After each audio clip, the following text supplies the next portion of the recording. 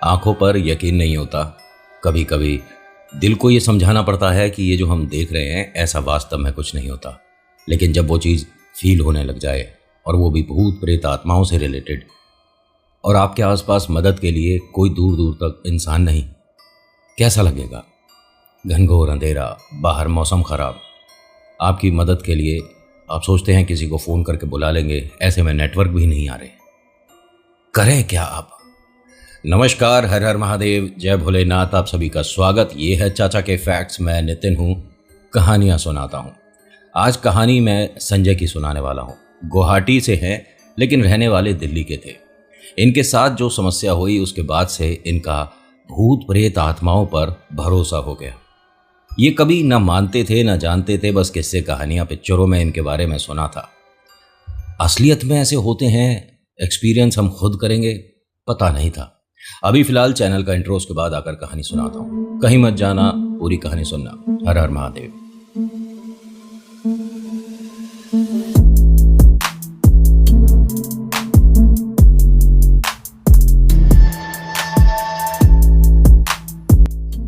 कहानी शुरू करने से पहले रिक्वेस्ट है कि अगर आप पहली बार आए हैं और आपको कहानियों में इंटरेस्ट है, ये कहानी आपको पसंद आई, तो please like, share, comment, subscribe ज़रूर करिएगा। आज की कहानी मेरी है। मेरा नाम संजय है। घर की जिम्मेदारियों की वजह से मैं हर जगह नौकरी ट्राई करता रहता था। दिल्ली में कहते हैं कि बहुत सारी नौकरी हैं, लेकिन कहते हैं ना कि किस्मत होती है तो हम अपनी सही जगह सही समय पर पहुंच जाते हैं। मुझे यहाँ वो पैसे नहीं मिल रहे थे जो मैं चाहता हूँ। मेरा बड़ा भाई, मेरी बड़ी बहना, सब अच्छी नौकरी, अच्छा पढ़ा लिखा है, इसीलिए वो अच्छी नौकरी कर पा रहे हैं। मैं उतना अच्छे से नहीं पढ़ पाया। कॉलेज भी बस जैसे तैसे करके पास हुआ था। घर में सभी को मुझसे उम्मीदें तो बहुत थीं, लेकिन मैं उनकी उम्मीदों पर खरा नहीं उतर रहा था। मेरे दोस्त ने गुवाहाटी से जो है, उसने बताया कि उसकी कंपनी में एक नौकरी है। ये सामान डिलीवरी करने वाली कंपनी है, जैसे अमेज़न, फ्लिपकार्ट, ऐसी एक कंपनी है। और उसने बताया कि हर दिन इतने रुपये कमा सकते हो। जब मैंने हिसाब लगाया कि अगर मैं 30 दिन लगातार नौकरी करता हूँ और 30 दिन, तो जितने अभी कमा रहा हूँ इससे 5 गुना ज़्यादा कमा सकता हूँ। क्या ऐसा हो सकता है? मैंने घर में सभी से बात करी तो सब राज़ी हो गए। बड़ा भाई, दीदी, मम्मी पापा सब राज़ी हो गए। कोई बात नहीं, गुवाहाटी ऐसा भी नहीं कि दिल्ली से बहुत ज़्यादा दूर हो गया। अरे, लोग न जाने कहाँ कहाँ नौकरी के लिए जाते हैं, अगर तू एडजस्ट कर सकता है। हाँ, मेरा दोस्त वहाँ रहता है ना। और संजय जिस तरह से बात कर रहा था ना घर पर, तो बहुत उत्सुकता थी इसके मन में। माता पिता ने इसी उत्सुकता को देखते हुए इसे हाँ कर दिया कि बेटा ठीक है, अभी जिस कंपनी में काम कर रहा है उन्हें 15 दिन पहले बताना होता है ना। नहीं पापा, अगर वो नौकरी हाथ से चली गई और मेरी कंपनी ने मुझे 15 दिन बाद नौकरी से नहीं हटाया, गड़बड़ हो जाएगी। तो माता पिता ने कहा कि ठीक है, फिर इस कंपनी में तू 12-13 दिन काम कर चुका है, पैसे छोड़ और गुवाहाटी के लिए कल ही निकल जा। बहुत खुश था। अपने दोस्त से कहता है मेरी रहने की व्यवस्था हो पाएगी? उसने कहा हम एक कमरे में 2 लड़के रहते हैं, एक तू हो जाएगा, कोई दिक्कत नहीं है यार। हम कॉलेज में साथ थे ना, तो दोस्ती सिर्फ क्या कॉलेज तक रह गई। मैंने देख हर किसी को नहीं कहा है। ये नौकरी जो मैं तुझे बता रहा हूँ, ये मेरा खास दोस्त है जिसने छोड़ी है और वो अब कहीं और चला गया है, वरना वो भी नहीं जाता यहाँ से। तेरे पास मौका है, तू करना चाहता है तो आजा मेरे भाई, कमरे की भी व्यवस्था हो जाएगी। अब ये बड़ा खुश हुआ। अगले दिन ये गुवाहाटी के लिए निकला। गुवाहाटी जब पहुंचा, स्टेशन पर इसका दोस्त आया हुआ था। दोनों एक दूसरे को देखते हैं, गले मिलते हैं कि करीब 3 या 3.5 साल बाद मिल रहे हैं। गुवाहाटी में कोई हॉन्टेड जगह है, इसे क्या पता? या आपके घर के भी आसपास कोई डरावनी भूतिया जगह है, आपको क्या पता? जब तक आपका उस जगह से, उस प्रेत से संपर्क ना हो, तब तक किसको क्या पता। ये अपने दोस्त के साथ उसके कमरे पर आया। सबने खाना वगैरह खाया, बहुत सारी बातें करी और एक उम्मीद के साथ सो गए कि कल का दिन बहुत बेहतरीन जाने वाला है। लेकिन कल का दिन छोड़िए, आपको कल के मिनट का नहीं पता। होता क्या है कि अगले दिन सुबह अपने दोस्त के साथ कंपनी गया, मालिक से बात हुई, अपना रिज्यूम वगैरह दिया, अपने अनुभव के बारे में बताया, मैं दिल्ली का रहने वाला हूँ ये बताया। सारी चीज़ें जब क्लियर हुई तो उसको जॉब के लिए रख लिया गया। अब कंपनी वाले देखिए कितने बढ़िया हैं, इन्होंने एक बाइक एक फ़ोन और एक कोई इनका गैजेट होता है वो दिया। जैसे पहले पेजर नहीं चलते थे, इस तरह का इस कंपनी के पास एक गैजेट है कि आप जब भी सामान डिलीवर करेंगे तो इसमें एक पॉइंट दबा देंगे तो हमारे पास यहाँ पर मैसेज आ जाएगा कि आपने एक सामान पहुँचा दिया। ठीक है, जैसे हम मंगाते हैं, आपने भी देखा होगा ये अमेज़ॉन फ्लिपकार्ट से जो भैया सामान लाते हैं, इनके बड़े बड़े बैग में बहुत सारा सामान होता है ना। तो ऐसे ही जितना आप डिलीवर करते चले जाओगे आपके यहाँ पॉइंट्स बनते चले जाएंगे। इसे बहुत सारी चीज़ें समझाई गई, ये बहुत ज़्यादा खुश था। इसने कहा कि सर मैं कब से ज्वाइन कर सकता हूँ? उन्होंने कहा बेटा आज से ही ज्वाइन कर सकते हो। अब आपके ऊपर है, आप दिल्ली से आए हो, अगर हारे थके हो तो 1-2 दिन गुवाहाटी घूम लो, हमारे पास तो डेली का काम रहता है। इसने कहा कि सर मैं आज से ही करूँगा। अब देखिए, मैंने आपको पहले ही कहा है कि भूत प्रेत आत्माओं पर, इन नेगेटिव एनर्जीज़ पर, इस अजीब सी एंटिटी पर आप विश्वास मत करो। मैं नहीं कहता, मैं ये कहता हूँ कि होते ही नहीं भूत प्रेत आत्मा, लेकिन इनका ना कभी मजाक नहीं बनाना चाहिए। इस कंपनी में ये सभी लोग बेसमेंट में बैठे हुए थे। यहाँ एक कॉर्नर पूरा खाली छोड़ा हुआ था, मतलब आप सोच सकते हैं बहुत बड़ा बेसमेंट था, बहुत सारा सामान रखा हुआ था और एक तरह के ब्लॉक्स बने हुए थे कि गुवाहाटी में ये इस जगह का है, ये इस जगह का, ये इस जगह का, इस तरह से सामान रखा हुआ था, लेकिन एक कॉर्नर पूरा खाली। तो संजय यानी मैं संजय बनकर आपसे बात करूंगा। मैंने अपने दोस्त से पूछा कि यार ये वाला कॉर्नर इतना खाली क्यों छोड़ रखा है, सामान इधर इतना ज़्यादा फैल रहा है। तो मेरे दोस्त के जवाब देने से पहले किसी तीसरे लड़के ने कहा कि वो भूत प्रेत का कोना है। मैंने हंसकर कहा कि ये क्या बेवकूफ़ों वाली बात कर रहा है। कह रहा हाँ, मतलब किसी ने कुछ देखा नहीं है, लेकिन यहाँ जो भी सामान रखते हैं उसमें पता नहीं क्यों हलचल सी होती है। अरे ऐसे कैसे तू अपनी आंखों से देख ले। एक काम कर, कुछ सामान वहाँ रख। अब संजय यानी मैं हंसकर वहाँ पर 2 बड़े बड़े बॉक्स रखता हूँ, उसके ऊपर कुछ छोटे बॉक्स रखता हूँ, एक तरह का पहाड़ सा बना देता हूँ बॉक्सेस रख कर, और मैं पलट कर अपने दोस्तों से कहता हूँ जो मेरे अब नए मित्र बने हैं कि यहाँ पर मैंने जो सामान रखा है उसमें तो कोई हलचल नहीं हुई। अभी वो जवाब देते उससे पहले पीछे वो जो इसने बक्से रखे थे उन्होंने जवाब दे दिया, वो सब गिर गए। जो नीचे बड़ा बक्सा था बस वो रह गया। अब संजय हंसकर यानी मैं ये कहता हूँ कि यार ये क्या नौटंकी है, ये तुम जो कह रहे थे भूत प्रेत, मतलब सच में है क्या यहाँ कुछ ऐसा? तुम्हें डर नहीं लगता किसी को? अरे जब वो हम उसके एरिया में जाते नहीं तो वो हमें कुछ नहीं कहता, और हम यहाँ पर तकरीबन 4 साल से काम कर रहे हैं। ये सभी को पता है कि ये कॉर्नर पे सामान भी नहीं रखना, यहाँ बैठकर खाना नहीं है, यहाँ बैठकर सुस्ताना नहीं है। कभी होता है ना, थक गए, घर कौन जाए, आधा घंटा यहीं लेट लेते हैं। तो आप कहीं भी लेट लो, चाहे सामान के आसपास सामान में जगह बनाकर वहीं ज़मीन पर लेट जाओ, लेकिन उधर नहीं। और काफ़ी बड़ी जगह छोड़ रखी थी, ये मानिए एक छोटा कमरा जितना होता है ना आपके घर का, उतनी जगह खाली छोड़ रखी है पूरे बेसमेंट में। अजीब बात है, मुझे ये बात समझ नहीं आई। खैर मैंने अपने घर फ़ोन किया, माता पिता को सारी बात बताई, भैया को ये भूत प्रेत वाले कॉर्नर की भी मैंने बात बताई थी। भाई ने कहा देख इन चीज़ों में मजाक नहीं होता, और अगर ऐसा ही है तो तू कंपनी छोड़ और घर आ जा। अरे नहीं भैया, मेरे को आज काम मिला है, बाइक मिली और मोबाइल दिया, एक गैजेट दिया है। बहुत सारे लोग काम करते हैं भैया, कम से कम 30-40 लड़के तो इस टाइम भी हैं जब मैं आपसे बात कर रहा हूँ। अच्छा, तो सभी के पास बाइक है, कंपनी ने दी है? हाँ, कुछ के पास अपनी बाइक है और बाकी कंपनी की होगी, मुझे ज़्यादा तो पता नहीं भैया।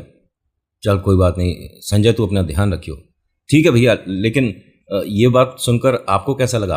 क्या भूत प्रेत होते हैं भैया? संजय देख, अभी मैं फ़िलहाल कुछ काम कर रहा हूँ, बाद में बात करेंगे। भाई ने मेरी इस बात का कोई जवाब नहीं दिया। अब होता क्या है कि आज मौसम मेरे हिसाब से चल रहा था, बहुत सुहाना, इतना प्यारा वेदर था बाहर कि मेरे को पूरे दिन काम करना पड़ेगा तो पसीने की एक बूंद नहीं गिरेगी, इतना बढ़िया वेदर है। मैं बहुत ज़्यादा खुश था। मुझे ऑर्डर मिला, मुझे मोबाइल पर मैसेजेस आए और मुझे पैकेट बताए गए। मैंने सारे पैकेट एक बड़े बैग में रखे। मैं बहुत क्या बताऊं आपको, कितना एक्साइटेड हूँ। मैंने वो सारे बैग में सामान रखे, तकरीबन 11-12 मैंने पार्सल उठाए थे, क्योंकि पहला दिन है गुवाहाटी, मैं पहली बार आया हूँ और मुझे जगह के बारे में कुछ नहीं पता। बस वो फ़ोन मैंने सामने लगा रखा है, लोकेशन डाल देता हूँ और उसी के हिसाब से चला जाता हूँ, क्योंकि दिल्ली भी रहा हूँ और ये GPS इस्तेमाल करना तो अधिकतर हर किसी को आता है। अब मैं जब सबसे पहले सामान को डिलीवर करने गया मैं बहुत ज़्यादा खुश था। उनके घर पहुंचता हूं, उनके डोरबेल बजाया, वो आए, सामान दिया, उन्होंने पैसे ट्रांसफ़र करे और मैं खुशी खुशी अगले के लिए निकल गया। ऐसे करते करते मुझे शाम हो गई थी, तकरीबन 6 बज गए ये 12 पैकेट डिलीवर करने में। मेरी मूर्खता मैं आपको क्या बताऊं कि जहां मैंने पहला सामान डिलीवर करा था ना, उसके ही ठीक पीछे वाली गली में 3 लोगों की और डिलीवरी थी, मैंने चेक ही नहीं किया था। मैं न जाने कभी यहाँ कभी वहाँ ऐसे ऐसे जा रहा हूँ। भाई मेरा पहला दिन है, मुझे इस नौकरी के या इस जगह के बारे में नहीं पता है ना, तो आप मुझ पर हंस नहीं सकते। मैं मेहनत तो कर रहा हूँ, मुझे अपने घर वालों के सपने पूरे करने हैं, मुझे अपने सपने पूरे करने हैं। रही बात भूत प्रेत की, तो मैंने वो जो एक्सपीरियंस करा कोई ज़्यादा डरावना नहीं था। मैंने जब सारा पैकेट डिलीवर कर लिया, अब ये हुआ मन में कि अभी तो शाम के 6 सवा 6 हुए हैं, अभी भी मैं काम कर सकता हूँ, क्या मैं कंपनी से जाकर और पैकेट ले आऊँ? मेरे मन की ये बात मैंने अपने दोस्त से बोली। उसने कहा कि हाँ तू कर सकता है, हम तो रात के 11 बजे तक भी सामान डिलीवर करते हैं और सर की तरफ से ऐसा नहीं है कि आप सामान नहीं डिलीवर कर सकते, लेकिन वो है ना, पब्लिक सो जाती है, हम लोग नहीं सोते, वो अलग बात है। लेकिन कोई 11 बजे सो गया, कोई 12 बजे सो गया, अब रात में 12-1 बजे तो सामान डिलीवर नहीं होगा ना यार। बात तो मेरे दोस्त ने बिल्कुल ठीक कही है, रात में 11 बजे 12 बजे के बाद सामान थोड़ी ना डिलीवर होते हैं। अब मैं सीधा कंपनी पहुंचा वापस, तो कंपनी में हमारे जो बॉस हैं जिन्होंने हमें हायर किया था, वो नीचे सभी लड़कों के साथ बैठे थे और चाय कॉफ़ी चल रही थी। मुझे देखते ही कहते हैं, आ गया हमारा शेर। मैंने उनके सामने हाथ जोड़ा कि सर आप यहाँ पर? उन्होंने कहा क्यों, मैं यहाँ पर क्या मेन जगह पर आकर अपने दोस्तों के साथ, अपने भाइयों के साथ, बच्चों के साथ चाय नहीं पी सकता? बैठ बैठ, कितना सामान डिलीवर हो गया? तो उसने, यानी मैंने हंस कर ये कहा कि सर आज मैंने 11-12 सामान डिलीवर कर दिया है, और ये देखिए मैं हर बार मतलब मैसेज कर रहा था, ब्लिंक कर रहा था, वो जो आपने बटन दबाने को कहा था वो कर रहा था। जो लड़के यहाँ सब बैठे हैं मेरी तरफ देखकर हंसने लग गए। मैंने उनसे पूछा कि यार मुझ पर हंस क्यों रहे हो? तो मालिक ने मुझे कहा कि बेटा तूने क्या कहा कि मैंने आज 11-12 सामान डिलीवर कर दिया है। तुझे पता है ये लोग कितना कर देते हैं? नहीं। अच्छा अपने दोस्त से पूछ। मैंने अपने दोस्त की तरफ देखकर पूछा कि तू कितना सामान डिलीवर कर देता है रोज़ का?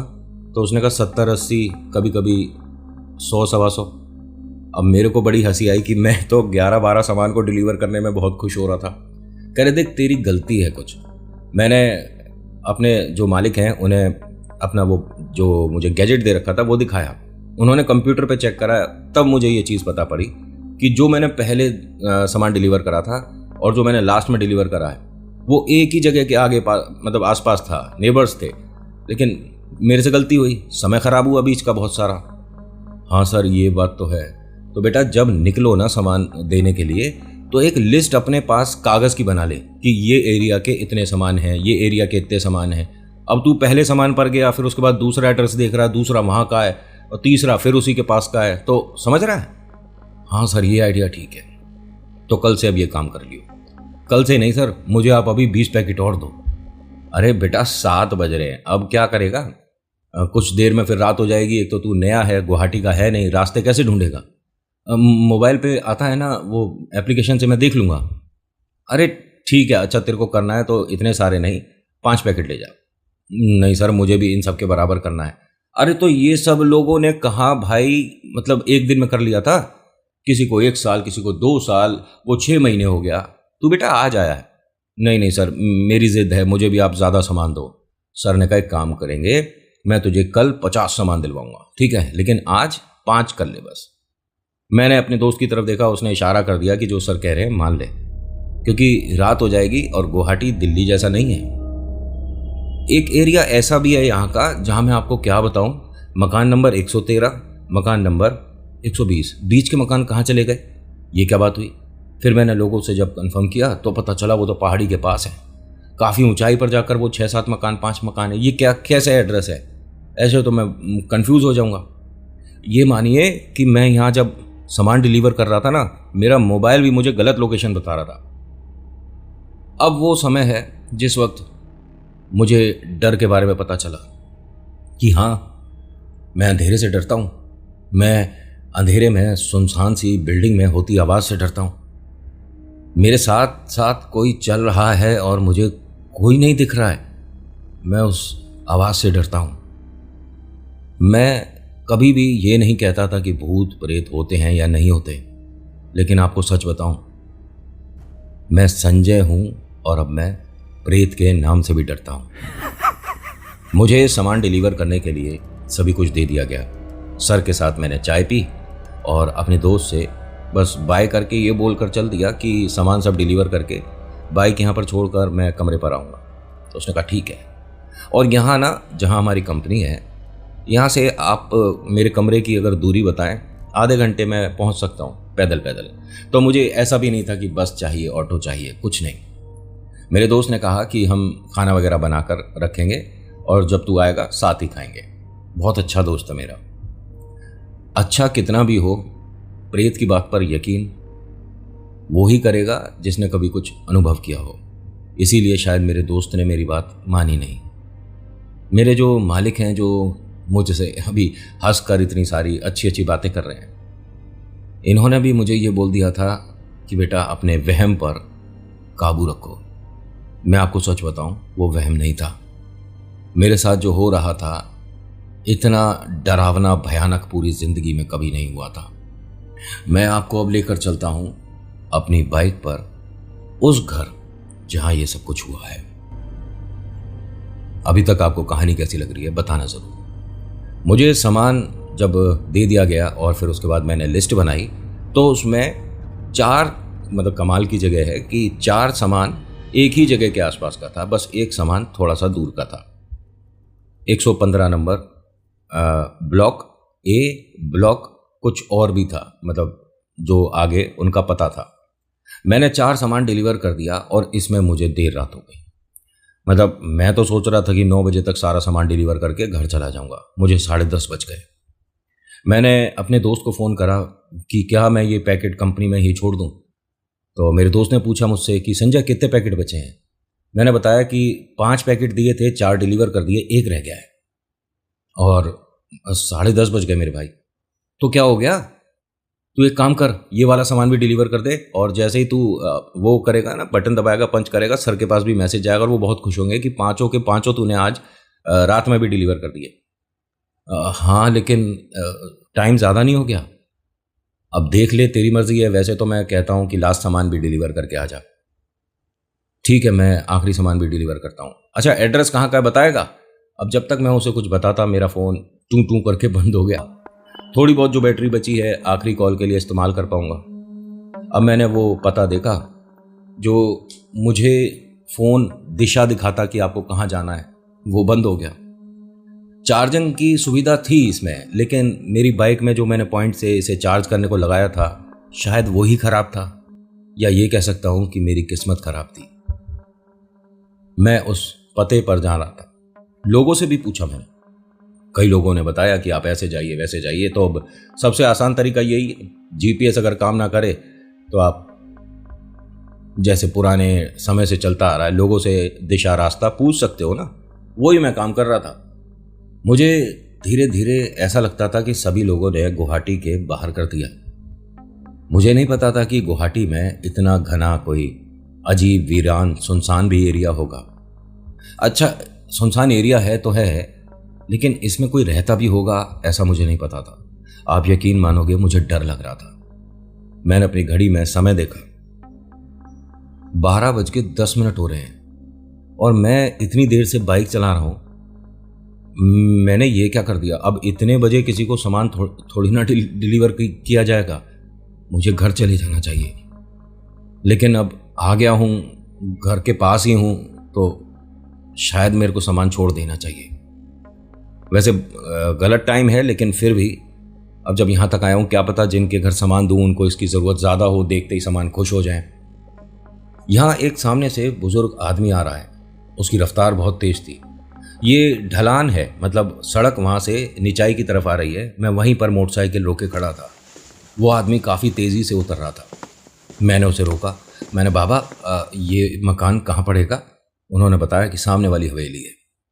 सामने बहुत बड़ा मकान दिख रहा था। अंधेरा काफ़ी हो गया था और ये कह सकता हूँ शायद हल्की फुल्की वो जो बिजली कड़क रही थी उससे जो रोशनी हो रही थी, मैं उसी से बस घर पता लगा पा रहा था। मैं उस मकान के आगे पहुंच गया, बाइक खड़ी करी, हेलमेट उतारा, अपने आप को थोड़ा सा नॉर्मल किया, एक घूंट पानी पिया, पसीने पहुंचे और कहा कि चलो आखिरी सामान भी डिलीवर कर ही दिया मैंने। अब मैंने नीचे वाला फ्लोर ढंग से देखा तो ये तो बंद है। फिर ध्यान आया कि ए लिखा हुआ था, यानी इसके ऊपर वाला मकान है। मैंने आसपास, यहाँ कोई गेट तो है नहीं, और पूरी बिल्डिंग ना आपको क्या बताऊं, अपार्टमेंट होता है ना, इस टाइप का बना हुआ था। 1 2 3 फ्लोर, फिर गैलरी, फिर 1 2 3 फ्लोर, गैलरी, 1 2 3 फ्लोर, ऐसे करके 4 या 5 बिल्डिंग देखी होंगी मैंने। दूर से तो मुझे कोई पुरानी हवेली लग रही थी, लेकिन ये तो अपार्टमेंट टाइप का था। जो गैलरी से रास्ता जा रहा है, मैं इसमें जैसे ही अंदर गया, इतना ज़्यादा अंधेरा है, ऐसे तो मुझे डोर वगैरह कुछ नहीं समझ आएगा। एक छोटी टॉर्च भी होती है इनके बैग में। अब मैं अपनी बाइक तक आया ही था, तभी हल्की हल्की सी ना रोशनी होनी शुरू हो गई, जैसे आसमान में चांदनी रात शुरू हो गई हो। लेकिन ऐसा थोड़ी ना होता है, या तो अमावस्या होगी या चांदनी रात होगी, दोनों एक साथ कभी नहीं होती ना। लेकिन हल्की हल्की सी रोशनी जो हुई, मैंने इस अपार्टमेंट को, बिल्डिंग को ढंग से देखा। ऐसा लगता है कि कभी शायद इस बिल्डिंग में आग लग गई थी, उसके बाद से इसकी मरम्मत हुई नहीं। देखने में बड़ी भयानक डरावनी सी है। पेड़ की शाखाएं इस मकान के आसपास आ रही हैं, मकान पर से पपड़ी उतर रही है, बहुत जगह काई जम रही है, और नीचे वाले फ्लोर पे देखा मैंने तो सामने तमाम जाले लग रहे हैं। बड़ा अजीब सा है, और यहाँ एक अजीब सी खुशबू आ रही है, जैसे अगरबत्ती धूपबत्ती की महक होती है। अच्छा लग रहा है, और मन में ये भी है कि बस लास्ट सामान डिलीवर करके मैं निकल जाऊंगा।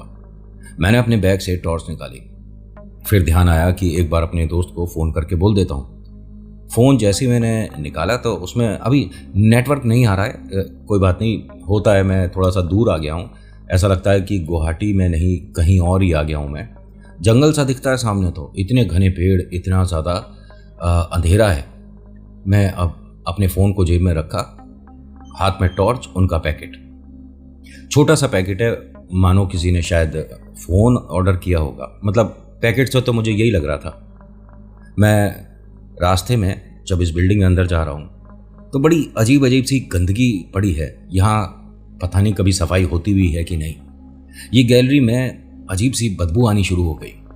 जब मैं बाइक के पास खड़ा था तो वो अगरबत्ती और धूपबत्ती वाली जो महक होती है, खुशबू जो होती है, वो आ रही थी।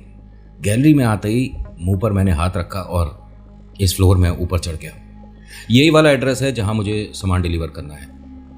मैंने जाकर दरवाज़ा नॉक करा, कोई आवाज़ नहीं। मुझे ऐसा लगा कि गलत समय पर ही मैं आ गया हूँ, लोग सो गए होंगे। क्या मुझे बेल रिंग करनी चाहिए या नहीं करनी चाहिए? ऐसा ना हो कि मुझे नौकरी से ही हटा दिया जाए, क्योंकि ये मेरी शिकायत कर देंगे कि भाई रात के 12 बजे सामान डिलीवर करने आया है। मैंने अपनी घड़ी में समय देखा तो 12:25 हो चुके थे। अब मेरे को ये हुआ बस फटाफट से सामान देना है, चाहे ये मेरे को शिकायत करें या मेरी तारीफ़ करें, बस मुझे यहाँ से निकलना है। मेरे को अजीब सी घबराहट हो रही थी। मैं कभी अंधेरे से नहीं डरा, इतना तो कभी नहीं डरा जितना आज डर रहा हूँ। बस वो टॉर्च की रोशनी मेरा सहारा थी। मैंने दरवाज़ा दोबारा खटखटाया। ये दरवाज़ा धीरे धीरे अपने आप ही खुल गया। ये चीज़ मुझे समझ नहीं आ रही थी, बस उम्मीद ये थी कि शायद जो उधर है कोई बुजुर्ग व्यक्ति है जो कि दरवाज़ा धीरे धीरे खोल रहा है। मैंने टॉर्च बंद कर दी, क्योंकि भाई किसी के आप घर में आ रहे हैं, अगर टॉर्च लेकर आ रहे हैं तो इस तरह से आपके बारे में किसी को क्या पता कौन हो। मैंने टॉर्च बंद करी। कमरे के अंदर हल्की फुल्की सी कहीं से रोशनी आ रही थी, जो कि इस वाले कमरे में भी थोड़ा उजाला था। ठीक है, तो जब दरवाज़ा खुला तो सामने रेलिंग के पास वो जो लकड़ी वाली एक चेयर होती है ना, जो कि आराम कुर्सी भी बोल देते हैं, बहुत इस तरह से कर्व होता है, उस पर आराम से आप लेट कर अखबार पढ़ सकते हैं, खाना खा सकते हैं, चाय पी सकते हैं। उस पर एक बुजुर्ग आदमी लेटा हुआ है। मैंने उनकी तरफ देखा। मैंने कहा, मैं सॉरी, गलत समय पर आ गया हूँ। ये आपका पैकेट है, आपको डिलीवर करना था। मैं इस कंपनी से हूँ, क्या आप प्लीज़ रिसीव कर लेंगे, और फिर मैं चला जाऊँगा। और गलत समय पर आने के लिए माफ़ी चाहता हूँ सर। उस आदमी ने मेरी तरफ देखा, बड़ी अजीब सी शक्ल थी। जितना मैं उन्हें देख पा रहा था, ऐसा लग रहा था कि उनका एक साइड पूरा जला हुआ है या कोई दुर्घटना में कुछ अजीब, पता नहीं कैसा। जितने उनके चेहरे पर रोशनी पड़ रही थी उससे ऐसा ही लग रहा था। वो खड़े हुए और धीरे धीरे मेरी तरफ आ रहे थे। मैं यहाँ पर बस कमरे को आसपास देख रहा था। इस कमरे के अंदर आपको क्या बताऊं, ऐसा लगता है कि कभी कपड़े से झाड़ू पोंछा भी सफाई नहीं हुई, कुछ भी, मतलब इतना ज़्यादा गंदा। खैर, मुझे किसी के घर से, कमरे से क्या लेना, बस मैं यहाँ से जाने वाला हूँ और कोई दिक्कत नहीं होगी। वो मेरी तरफ आते आते रुक गए। अब ये मतलब वापस टर्न होते हैं और ये गैलरी की तरफ बाहर जो रेलिंग लग रही है, मतलब जहाँ से मेरी मोटरसाइकिल दिख सकती है, ये उस तरफ जाने लगे। मैंने कहा, अंकल एक मिनट सुनिए, बाबूजी मेरा ये जो पैकेट है बस ये रिसीव कर लीजिए, आपने ऑर्डर किया था ना ये। मैं उन्हें बात करते हुए अंदर की तरफ कमरे में गलती कर दी मैंने जो आ गया। जैसे ही मैं 2-1 कदम अंदर गया हूँ, ये दरवाज़ा अपने आप बंद हो गया। मेरी घबराहट बढ़ गई। मुझे समझ नहीं आ रहा था कि ये क्या हो रहा है मेरे साथ, और ऐसा मैंने कभी देखा नहीं, महसूस नहीं किया। मैं उनसे बार बार कह रहा हूँ कि मेरा ये सामान रिसीव कर लीजिए, प्लीज़ मुझे जाना है। वो आदमी एक अजीब सी हंसी हंसा, रेलिंग के ऊपर खड़ा हुआ और वो बाहर की तरफ कूद गया। मैं भागता हुआ बाहर गया हूँ और मैंने टॉर्च से जैसे ही नीचे देखा तो वहाँ मेरी बाइक तो खड़ी है लेकिन कोई आदमी नहीं गिरा हुआ। ये क्या हो रहा है मेरे साथ? ये कहाँ आ गया मैंने फ़ोन निकाल कर देखा तो अभी भी नेटवर्क नहीं है। मोबाइल की परसेंटेज बताऊं बैटरी का तो सिर्फ 5-7% है और बार बार ट्राई करने से 1-8% कम हो सकता है। मैंने कोई ट्राई नहीं करा और मैं यहाँ कमरे में, एक मिनट, एक्सक्यूज़ मी, कोई है भैया, कोई है? आंटी, ये दरवाज़ा खोलिए प्लीज़, ये सामान रिसीव करिए। उस पैकेट को हमारी कंपनी का पॉलिसी है कि आप रिसीव करवाएंगे, ऐसे नहीं कि आपने बाहर से फेंक दिया, ठीक है? आपको उन्हें हैंडओवर करना है, हाथ में ही सामान देना है, उसके बाद ही आप, मतलब होता है ना किसी किसी का पॉलिसी, तो इनका ऐसा ही था। मैं बिना किसी को ऐसे सामान दिए हुए, रिसीविंग लिए हुए नहीं जा सकता, वरना मैं तो सामान को ऐसे ही छोड़ूं और यहाँ से चला जाऊं। मुझे घबराहट हो रही थी। अब मैं यहाँ पर तेज़ तेज़ चिल्ला रहा हूँ तो अंदर वाले कमरे में, जिसमें थोड़ी बहुत रोशनी हो रही है, और वो रोशनी ना, मतलब ऐसा लग रहा है कि कभी तेज़ हो जाती है, कभी मंदी हो जाती है, ऐसी हो रही थी रोशनी। मैं जैसा आपको समझा पा रहा हूँ, उस कमरे में एक औरत है, वो निकल कर आई और दरवाजे पर खड़ी हो गई। मेरे थोड़े हिम्मत आई कि कोई तो है घर में, वरना अकेला घर कैसा अजीब सा सुनसान सा लग रहा है। आप ये प्लीज़ सामान रिसीव कर लीजिए, मैं इस कंपनी से आया हूँ, यहाँ मुझे अंकल जी दिखे थे, और खैर वो सब छोड़िए, प्लीज़ आप सामान रिसीव कर लीजिए। तो ये जो रोशनी कमरे की कम ज़्यादा हो रही है ना, जैसे ही इस कमरे की रोशनी ज़्यादा हुई, उसका चेहरा मैंने देखा, उसकी आंखें नहीं थी, आंखों की जगह बड़े काले गड्ढे थे।